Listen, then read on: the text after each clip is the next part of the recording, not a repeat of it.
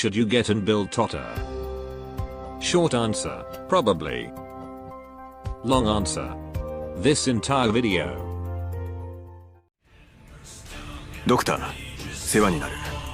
俺はトターという遠距離射撃が得意だ。修行中であれば大小構わずどんな任務でも任せてくれ。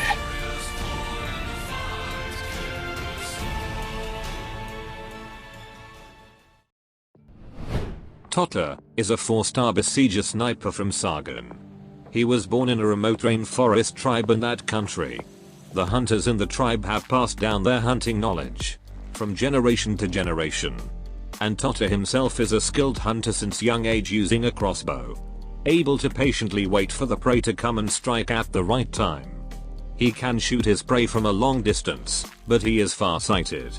Entering adulthood, he leaves his tribe to work as a mercenary, traveling across Sargon, Colombia, and Victoria along with his mercs squad. But one incident killed half of the squad, and led to Totter contracting oropathy on his ankle, which severely restricted his mobility. Unable to keep up with the others, he was left behind deep in a forest. He fell into a depression after that, but eventually overcome his loneliness and become a semi-retired mercenary residing in a forest on Victoria's border.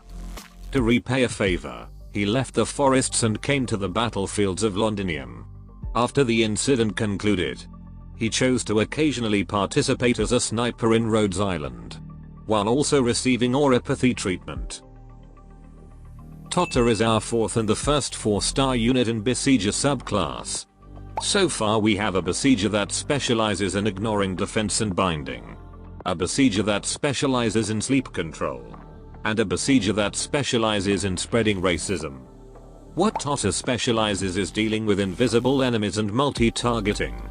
But does he good at doing that job? Let's see all of his abilities first. As a Besieger, Totter has a wide range, but he got a blind spot on his front tiles. This wide range could be a lifesaver to attack an unreachable enemy, but the blind spot could also become a downside in some stages.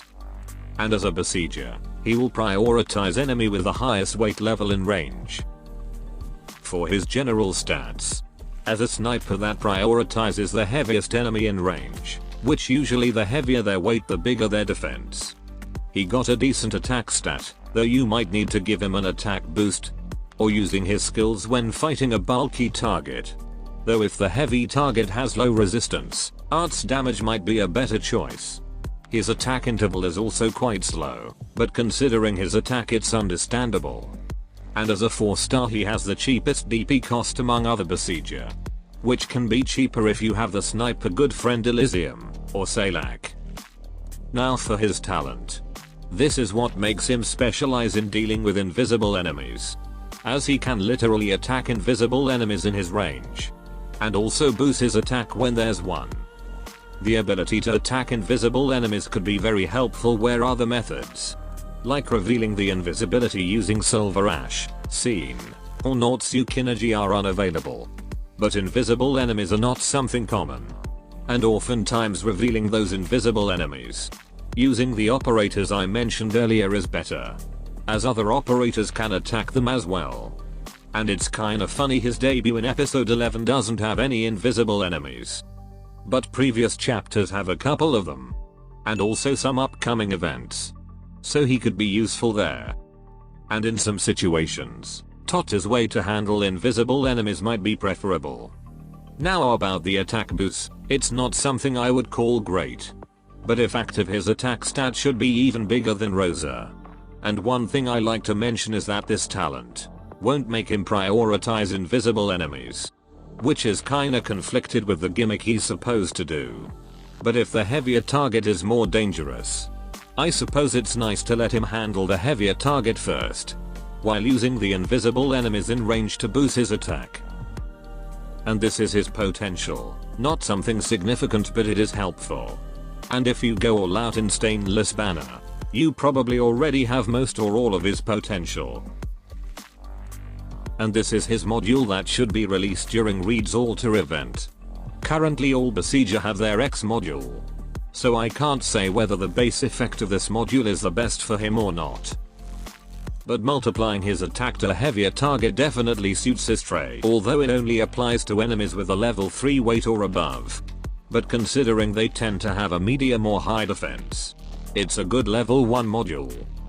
He also got an attack bonus with this module, but the defense bonus is unnecessary. For the module upgrade, it will increase his talent attack by plus 5% on each level. Considering his big attack stat, the plus 30% attack boost is good for him. But I think you can just leave him at level 1 or ignore his module. If you're not going to use him often, or not planning to use him as a core unit in certain stages. And not to mention he still needs invisible enemies to boost his attack. Now let's see his skills. His first skill is a next attack skill. And sadly offensive recovery. On his next attack, this skill will make him target additional enemy.